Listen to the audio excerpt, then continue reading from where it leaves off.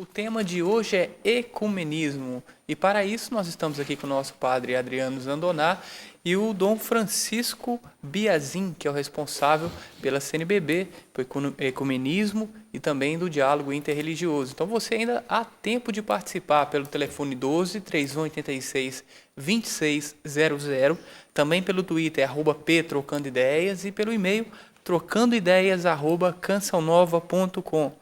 Eu quero convidar você, nesse mês de julho, férias, passar aqui conosco na Canção Nova. Essa semana nós estamos vivendo a Semana Jovem, né? Não somente na Canção Nova, mas em muitas dioceses no Brasil, em preparativo da Jornada Mundial da Juventude. Está acontecendo alguma movimentação para o jovem. Então, quero convidar você, primeiramente, a olhar na sua diocese aquilo que está acontecendo e participar ativamente. E também, se possível, você é convidado a passar conosco aqui esses dias. Esse final de semana, a partir de quinta-feira, nós já vamos iniciar o PHN. PHN, você sabe que é uma bandeira que o Dunga leva há muito tempo jovens. O Padre Adriano, inclusive, vai estar lançando o seu livro Construindo a Felicidade, Padre Fábio de Mello, e Dunga, Emanuel e vários outros pregadores vão estar presentes. Então, você que quer fazer uma experiência com Jesus, jovem, está aí na sua casa sem saber o que fazer, venha para a Canção Nova. Maiores informações no 12 3186 2600 é o nosso telefone. E nós já temos perguntas aí, né, Leila? Já, para o Dom Francisco. É o Ailton Rosa, ele pergunta o seguinte: a fé espírita está inclusa no diálogo do ecumenismo? O diálogo com outras religiões, entre as quais o espiritismo e as suas várias facetas, não é? É diálogo interreligioso, não é ecumênico. Existe e pode existir. Nós temos na nossa comissão o diálogo, por exemplo, católico-candomblé.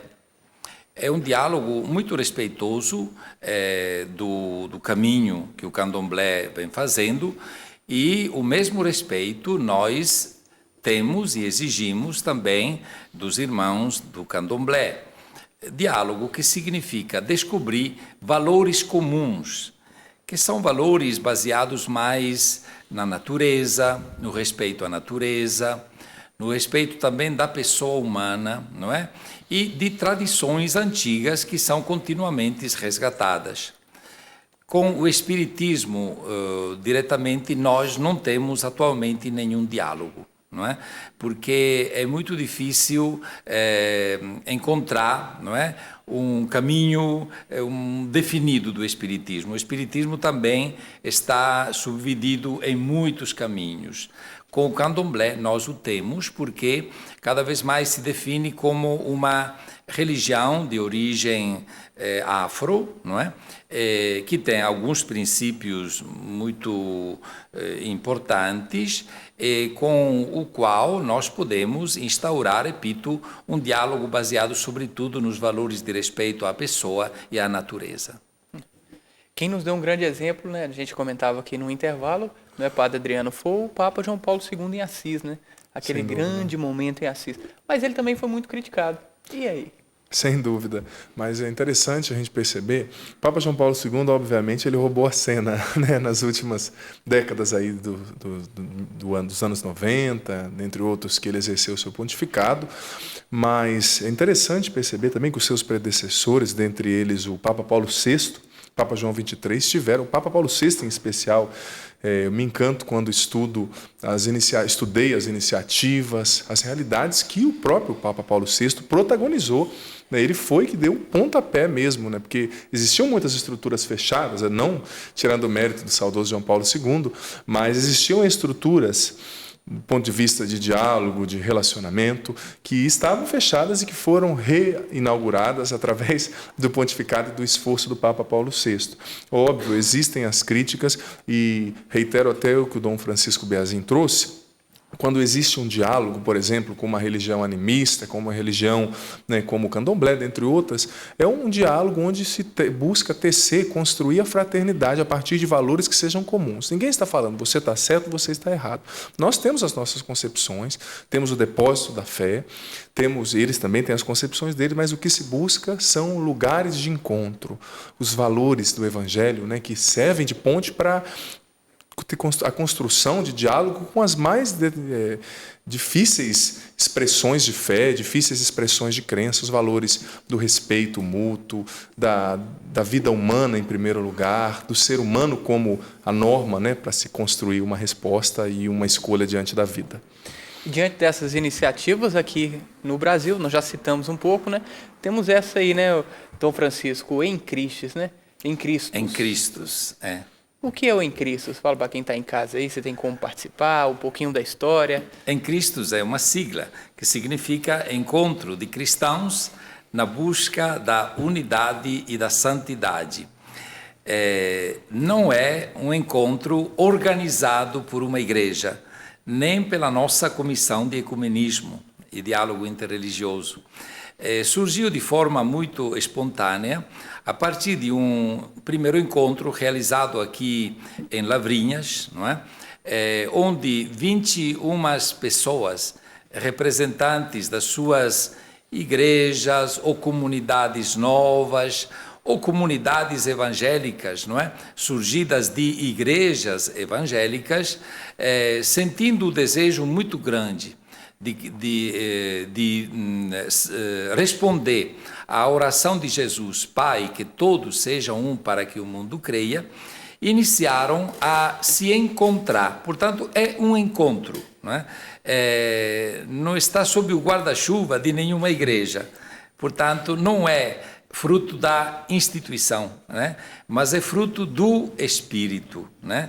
Que soprou na vida, no coração, a partir da experiência de irmãos de 21 comunidades, não é, eclesiais, e que se encontraram em Lavrinhas na véspera do centenário da Semana de Oração pela Unidade.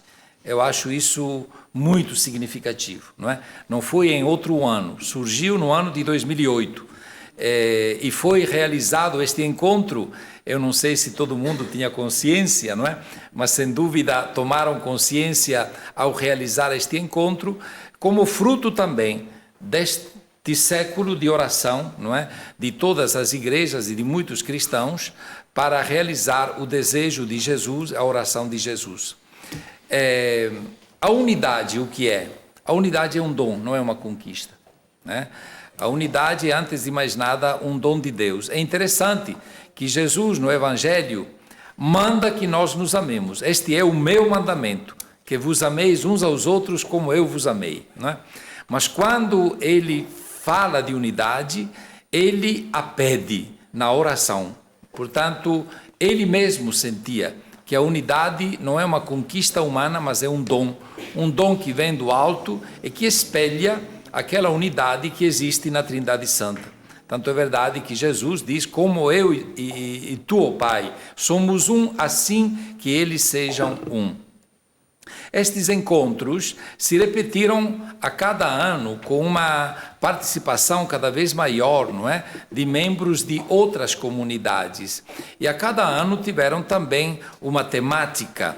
Onde é que se realizaram? O primeiro em Lavrinhas, no ano de 2008. Em 2009, no Centro Mariápolis Gineta, em São Paulo. O terceiro, no Rio de Janeiro. O quarto, se não estou... O quarto foi realizado em Pouso Alegre, não é? O quinto, então, será realizado aqui em Sorocaba, não é? Nos dias de 24 a 26 de agosto deste ano. Terá como tema Acolhidos no Corpo de Cristo e como versículo bíblico sejam mutuamente hospitaleiros, sirvam uns aos outros, cada um conforme o dom que recebeu. Tirado da primeira carta de Pedro, capítulo 4, versículo de 9 e 10. Estes encontros têm algumas características muito interessantes. Antes de mais nada, são encontros cristocêntricos, já explicamos, não é? Tem o desejo de todos os participantes de converter-se a Cristo Senhor, não é? De ter Ele como o centro da sua vida. São muito fraternos. São fraternos por vários motivos, porque as pessoas que desejam se encontrar já têm uma experiência no espírito comum. Portanto, se encontram com a mesma linguagem, com as mesmas músicas, com as mesmas expressões orantes, não é? Portanto, expressam uma unidade de fato vivida na fraternidade. Depois são encontros bíblicos. Tem como fundamento a palavra de Deus. Uma palavra de Deus que motiva o encontro e, ao mesmo tempo, é vivenciada durante o encontro. São também encontros que poderíamos caracterizar como encontros batismais, no sentido que despertam nas pessoas, não é? Aquela iniciação à vida cristã pela qual nós nos tornamos discípulos e discípulas do Senhor, não é? Portanto, encontros que têm no batismo a sua base comum. São encontros também de caráter espiritual, não no sentido de aéreo ou alienante, mas que têm na certeza da presença e da animação do Espírito a sua força. É o Espírito que conduz a igreja. São encontros também de caráter apostólico, não tanto de uma apostolicidade que vem por descendência de ordenação, mas no sentido que se colocam quase que na origem da vida cristã, assim como os apóstolos acolheram a palavra e a pessoa de Jesus, eles, quem se reúne para realizar o em Cristo, eles bebem da fonte apostólica, como as primeiras comunidades cristãs. Eram assíduos à doutrina dos apóstolos, à comunhão fraterna, à fração do pão e às orações. E, por fim, são muito eclesiais, na busca da esposa de Cristo, que é a igreja, não é? Que não é uma igreja, repito, mas que é a igreja do Senhor, não é? Aquela igreja na qual a santidade e a unidade nos convoca continuamente. Portanto, na busca da unidade e da santidade, as pessoas que participam se sentem membros da igreja esposa do Senhor, vivificada pelo Espírito. Estas são as características que têm estes encontros. São organizados de maneira muito simples, não é? É claro que tem horário, e nestes encontros se respeita também a individualidade de cada pessoa, não é? E as características peculiares de cada igreja. Por exemplo, quando está na hora da celebração do culto, com muita dor, eu posso dizer isso porque experimentei, quase que com as lágrimas nos olhos, nós católicos vamos para a celebração da Eucaristia, e nós que nos amamos, nós que vivemos o dia todo junto, que preparamos o encontro dando o melhor de nós, não é? Neste desejo de unidade e de santidade, nos separamos, porque as nossas igrejas ainda não vivem a comunhão da única mesa, porque ainda não se reconciliaram plenamente como instituição, não é? Então, este é o momento talvez mais doloroso, mas eu creio que é também através da dor, das feridas, como disse o Padre Adriano, que podem nascer e de fato nascem realidades novas. Assim como das feridas de Jesus, sobretudo do seu lado aberto, brotou a igreja. E nós acreditamos que pagando este preço, não é? Que é sentir a divisão no momento em que deveríamos partilhar o único pão, seja possível realmente construir a única igreja do Senhor. Interessante, se você quiser saber mais também sobre o Em Cristo, você pode acessar pela internet www.emcristos.com.br. como se pronuncia, né? emcristus.com.br. Lá você vai saber mais também sobre esse nosso encontro, né? Nosso retiro que vai acontecer de 24 a 26 de agosto em Sorocaba. Você, irmão, que também, quem sabe, é de outra confissão cristã, não está assistindo agora a Canção Nova, se quiser participar, entra lá no site. Lembrando que você também católico, quiser conhecer, lembrando que as inscrições serão feitas até no máximo dia 12 de agosto pelo site, né? www.emcristus.com.br, e as vagas são limitadas, e só ainda para rechear, nós vamos ter nesse retiro, conduzindo esse retiro, o padre Marcial Massaneiro fazendo uma das pregações, que é também o responsável, um dos assessores da CNBB, no tocante a essa temática, né, tão bonita. Teremos o Matteo Calise, o fundador da comunidade de Jesus, de Bari, na Itália, que vai vir falar para nós também, o pastor Christian Romo, o padre Wagner Ferreira, da comunidade Canção Nova, e o Dom Biazin e o pastor Jamê ministrando juntos uma colocação no domingo de término do nosso retiro em Sorocaba, lá no Centro de Eventos Vale da Águia, em Sorocaba. No site você vai encontrar as demais informações. Dom Francisco, e nós recebemos aqui um testemunho do pastor Marion. Ele está dizendo que no encontro em Mariápolis, o senhor deu uma palestra que emocionou muitos jovens, principalmente os evangélicos. E esses jovens foram profundamente tocados com a palavra do Senhor.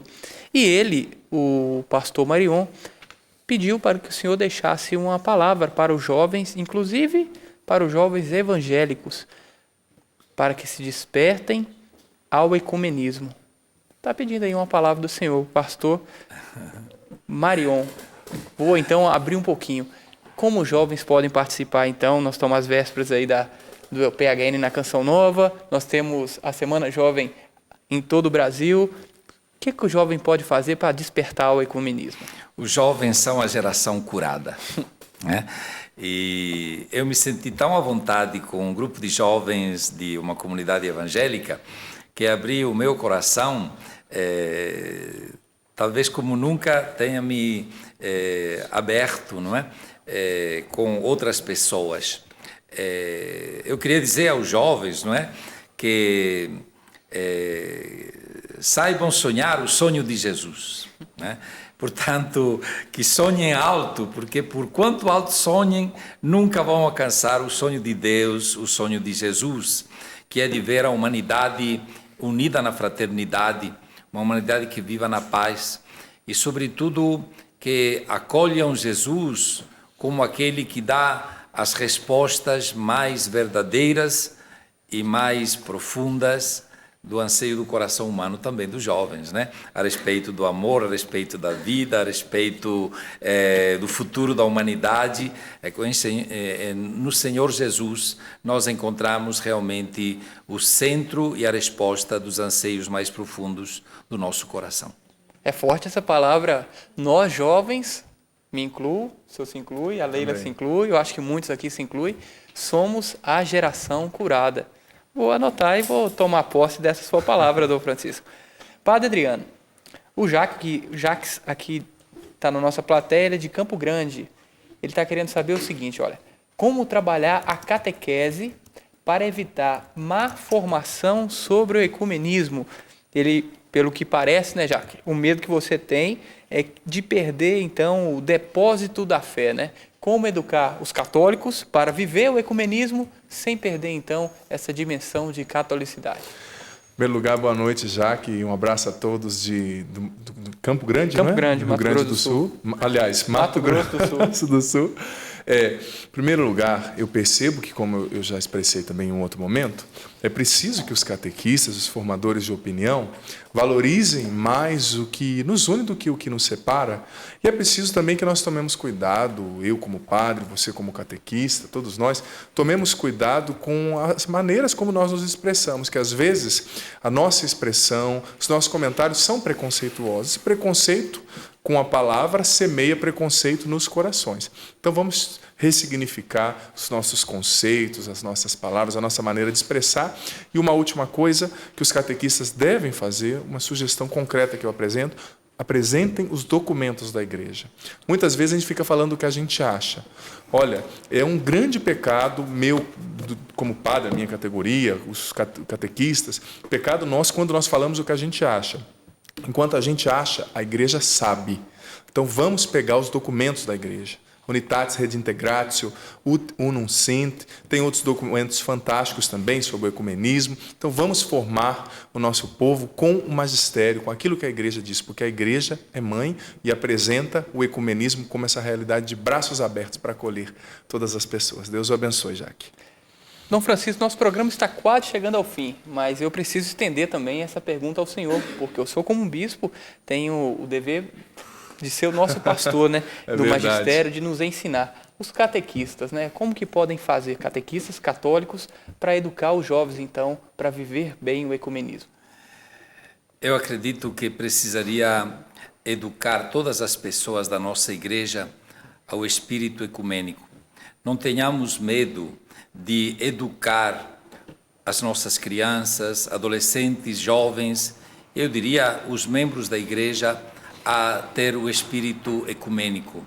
Vai ganhar a igreja, vai ganhar em maturidade a fé de todos. Vamos abrir perspectivas e horizontes novos também para a nossa igreja. O perigo não é abrir-se, o perigo é fechar-se. E eu creio que este é o grande perigo dos dias de hoje. Fechar-se por medo.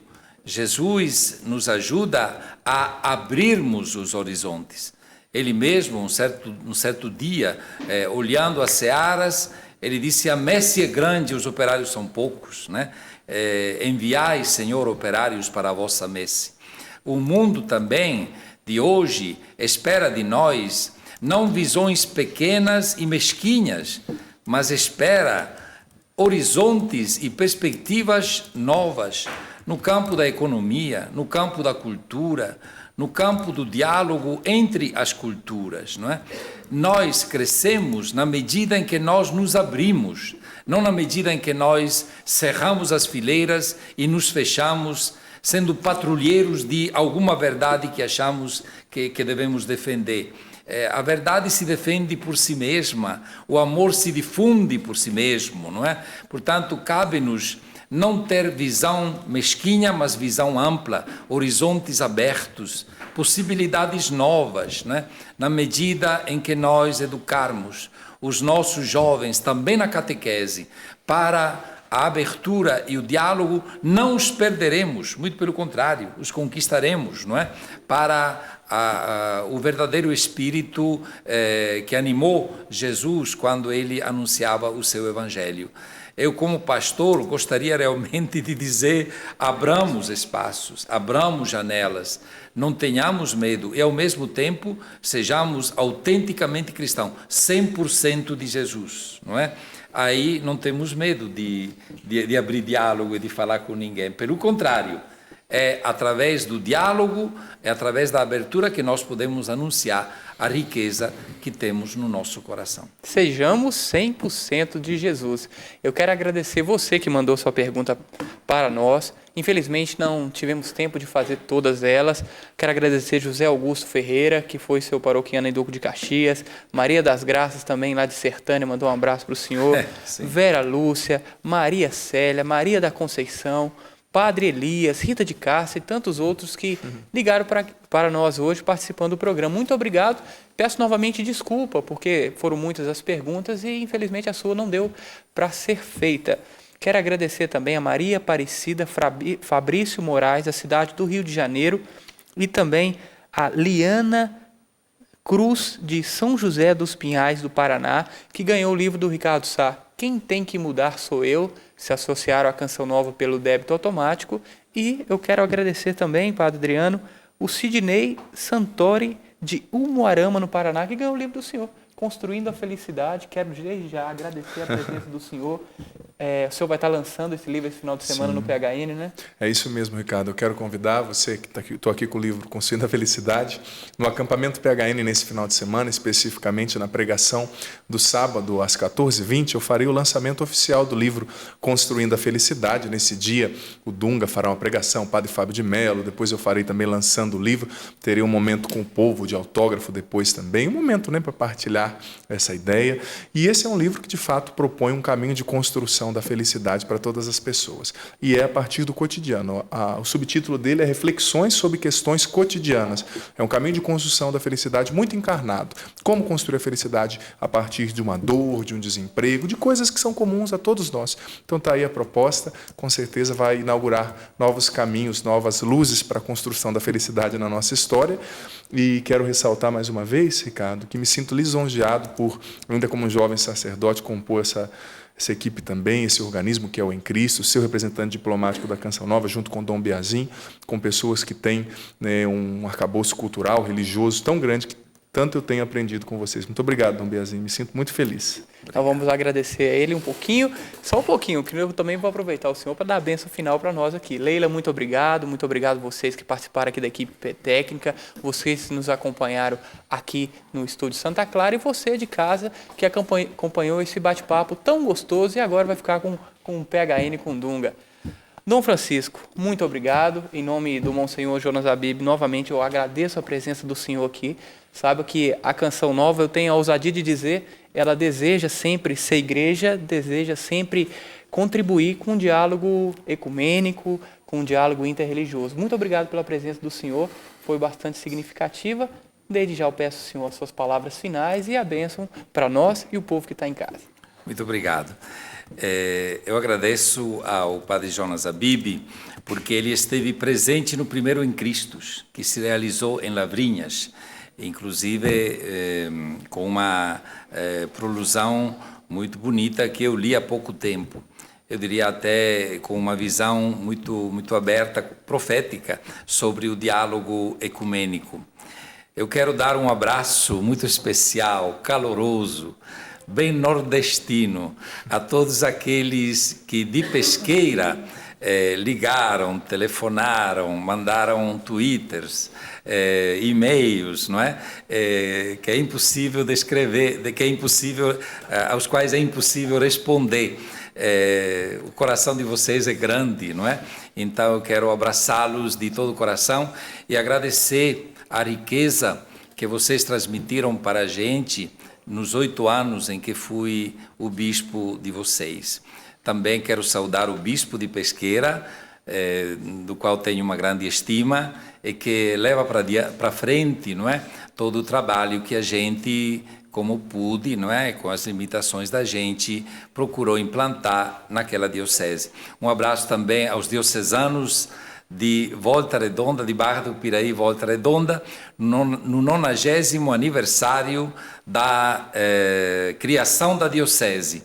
Neste ano, 90 anos, nós quisemos dar um presente de valor à nossa igreja, que é a compra de uma rádio comercial, e com a ajuda de todos, graças a Deus, conseguimos, inclusive com a assessoria de algumas pessoas competentes da Canção Nova, para que nós não fizéssemos uma compra com alguma carência, com algum defeito, não é? Eu quero agradecer a Canção Nova, que me deu a oportunidade de falar sobre Em Cristos e, sobretudo, de lançar esta perspectiva ecumênica a toda a Igreja do Brasil, através daqueles que nos acompanharam, e queria, no fim, implorar a bênção do Senhor sobre todos quantos aqui presentes, né, ou pela televisão, acompanharam o nosso programa.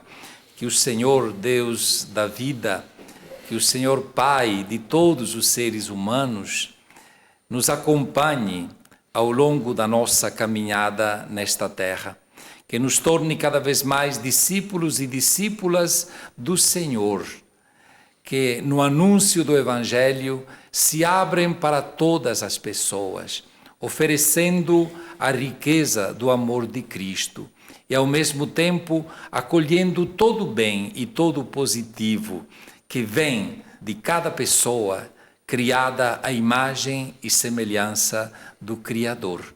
Que todos nós tenhamos uma noite serena, possamos refazer as nossas energias para servir ao Senhor melhor no dia de amanhã, quando acordarmos, e que na nossa vida sejamos construtores de unidade e de paz. Em nome do Pai, e do Filho, e do Espírito Santo. Amém.